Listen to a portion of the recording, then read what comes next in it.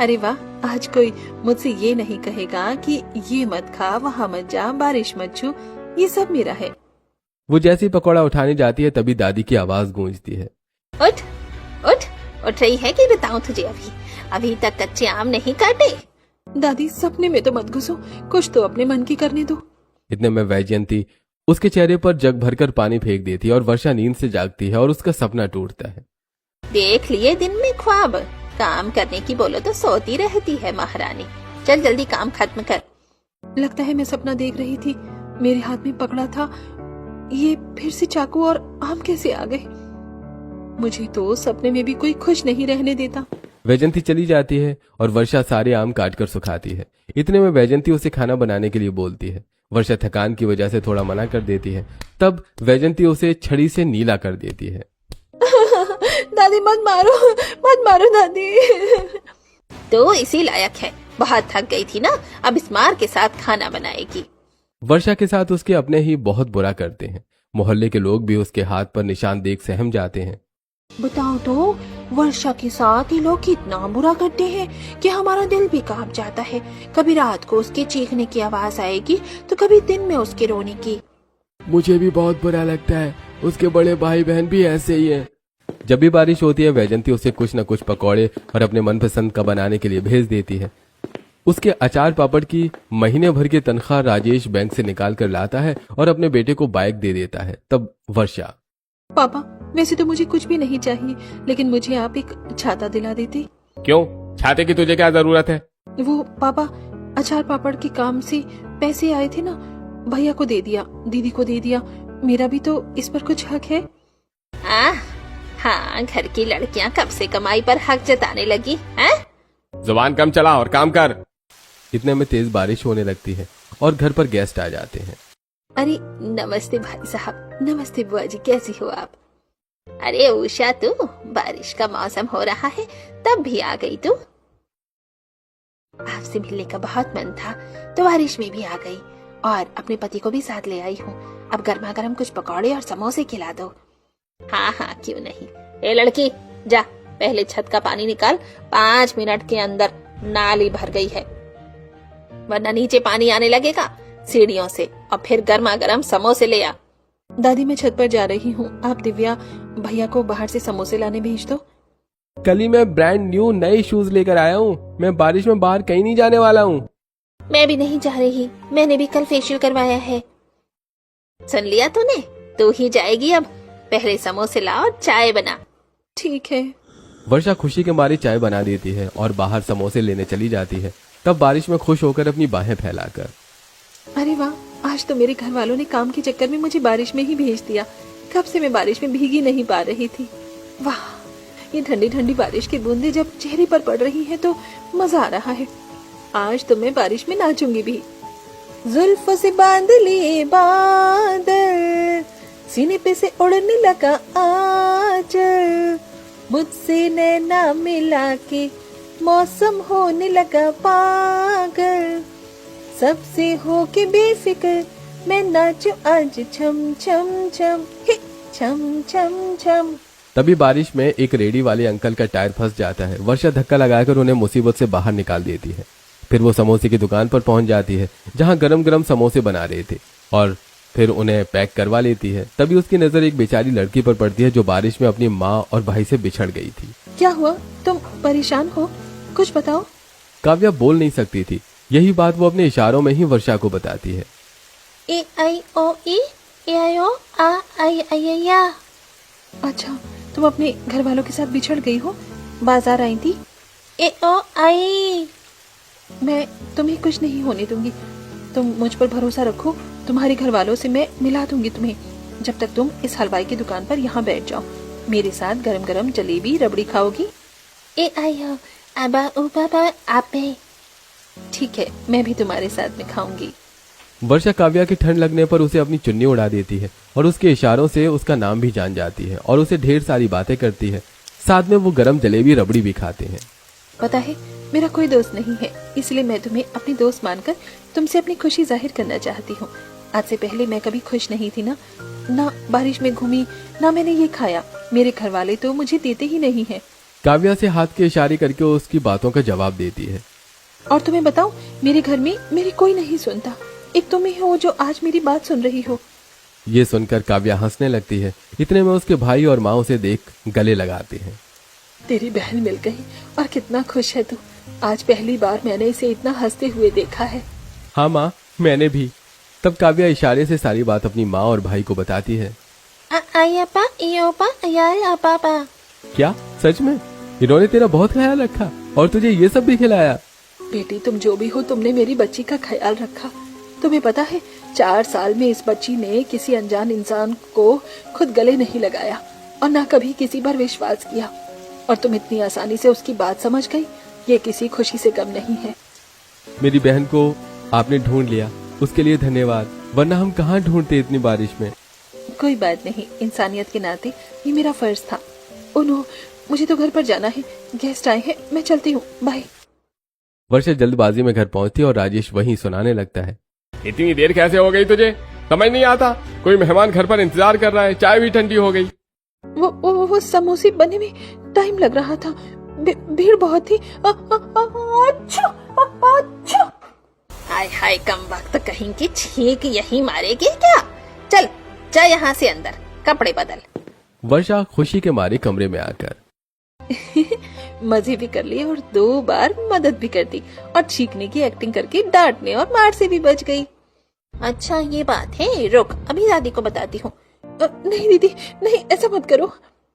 शिप्रा एक बात नहीं सुनती और उसकी डांट पड़वाने के लिए वैजंती को बुला लेती है और वैजंती उसके बाल खींचकर उसे मारती है। ऐसे ही उसके साथ हमेशा होता है। घर में सारा काम करने के बाद अचार पापड़ का काम भी उसे दे दिया जाता है। फिर से बारिश में जाने नहीं दिया जाता। क्या वर्षा को कभी बारिश की खुशियां मिल पाएंगी या नहीं? आपको क्या लगता है? हमें कमेंट करके जरूर बताइए। एक दिन अपने अचार का बिजनेस मेले में करने जाती है, तब वहां मयंक और मनोरमा वर्षा को देख लेते हैं और उसका अचार भी पसंद करते हैं। वाह बेटी, बहुत अच्छा है, तुमने बनाया है क्या? हाँ माँ, इन्होंने ही बनाया है। इनके हाथ में अचार के मसाले का पीलापन है। कब से बनाती हो बेटा तुम? एक मुझे भी दे दो, मुझे करीब 2 साल हो गए हैं बनाते हुए। तब धीरे से मनोरमा मयंक को, मयंक, मुझे तो अपनी बहू मिल गई है। देख, तेरी बहन को भी ढूंढ लिया, उसके मन की बात भी समझ गई, और कितना अच्छा अचार भी बनाती है। बहुत सर्वगुण संपन्न है। माँ, दिल तो मेरा भी आ गया इस लड़की पर। मुझे भी अपने घर के लिए एक ऐसी ही लड़की चाहिए जो मेरे घर वालों की बिना बोले मन पढ़ ले। लेकिन वो कोई आम की अचार की बरनी नहीं है जिसे हम उठाकर ले आएंगे। उसकी भी तो हाँ ना जरूरी है ना। हाँ तो चिंता मत कर, इसके क्या रिश्ता लेकर जाएंगे, अचार की बरनी पर एड्रेस है। ये सुनते ही मयंक और मनोरमा धीरे से ताली मारते हैं। आप क्या बातें कर रहे हो? अचार अच्छा नहीं लगा क्या?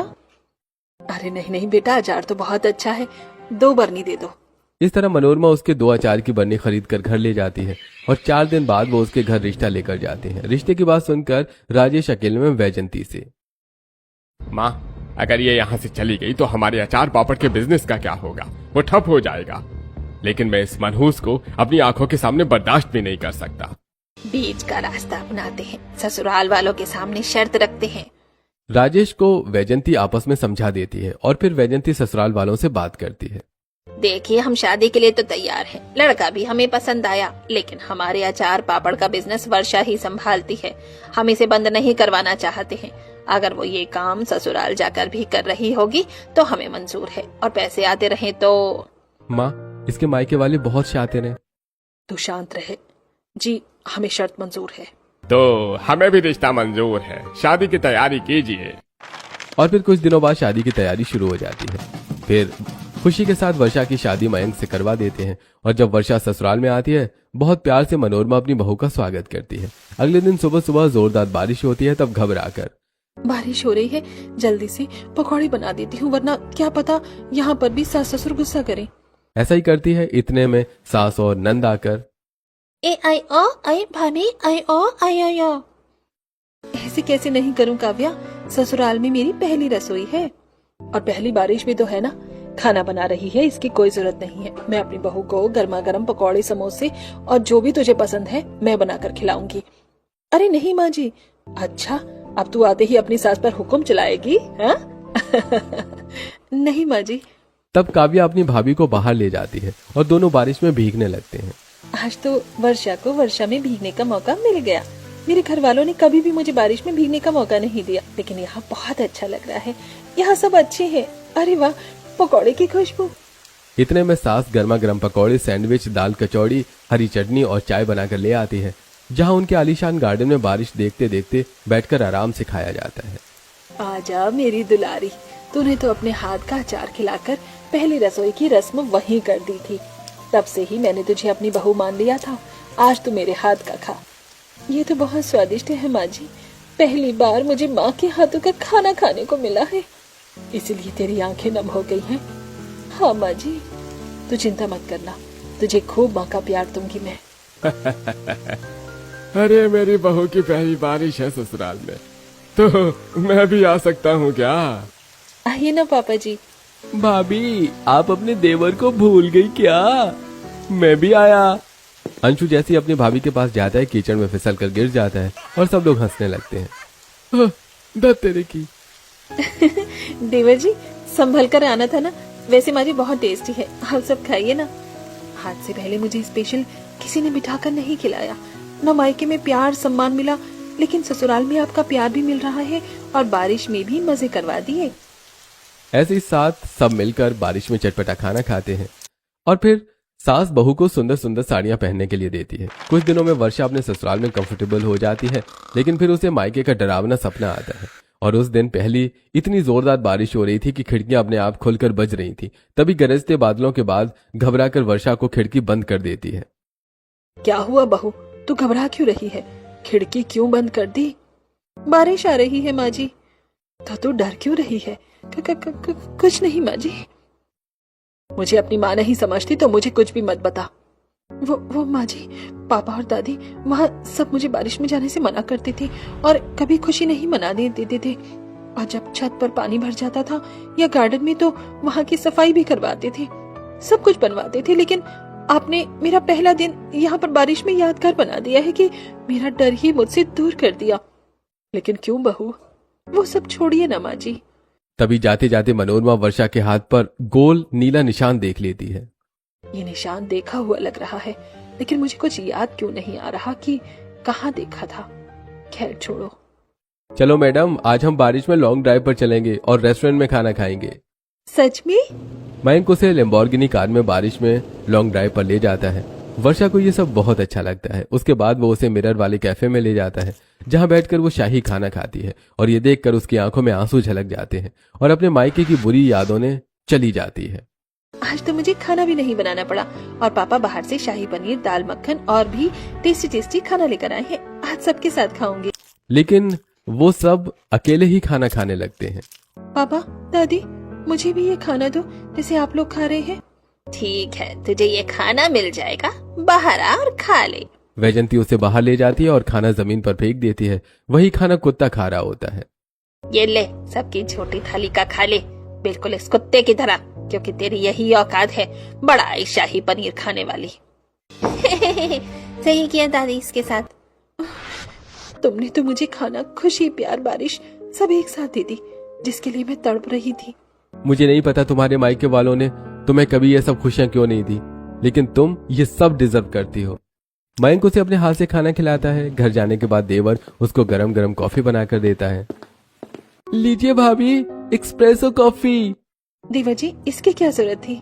इन सब चीजों की जरूरत थोड़ी होती है, ये तो अपने आप की जाती है। फिर काव्या भी अपनी भाभी के लिए सूट लेकर आती है। ये तुमने बनाया है मेरे लिए? आप लोग मेरे लिए जो करते हो ना, वो आज तक किसी ने कभी किया ही नहीं। Thank you so much.